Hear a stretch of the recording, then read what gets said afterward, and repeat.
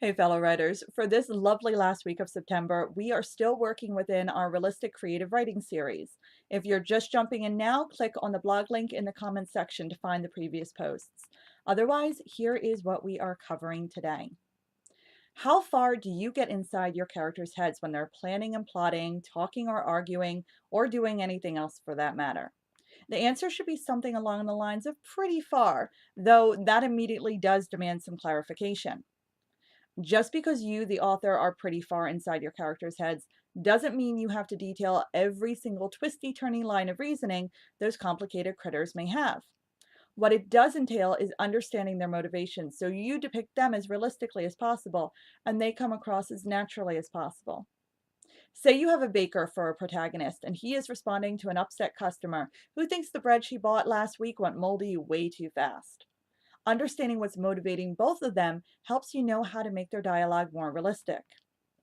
For example, maybe she is having a bad day herself and is just taking it out on him. Perhaps she just found out that her husband lost his job. Plus, her busybody cousin called that morning and she ended up crying on him, which means the rest of the family is going to hear all about how she's falling apart. None of that needs to be stated in the story, particularly if she's a tertiary character, in other words, an extra. But it can still determine how long she rants about the moldy bread and what arguments she makes, such as these potential lines. I just don't understand how this could have happened because she doesn't understand how her husband lost his job. This is truly unacceptable. And you call yourself a professional? Because that's what she'd like to say to her cousin. Or, this is not my fault. Because she's already feeling like her family is judging her for her now significantly reduced income. He, meanwhile, might be trying to sound and look professional for professionalism's sake, sure, but also to avoid making an utter scene in front of the other customers in the bakery, which would have him responding to her something like this. Well, it has been an unusually humid summer, ma'am. Once additional moisture gets into the bread, it's just not going to last very long. I stand by my bread, ma'am, but I'm very sorry you're so upset. How about I give you a loaf on the house? Or maybe this. I in no way meant to say it was your fault, but how about that free loaf?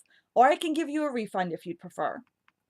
Essentially, when you know what your characters want, such as a life that doesn't feel like it's falling apart, or a crazy customer to just go away already before she makes other customers go away and never come back, it is easier to keep them sounding, looking, and acting in a manner that makes sense.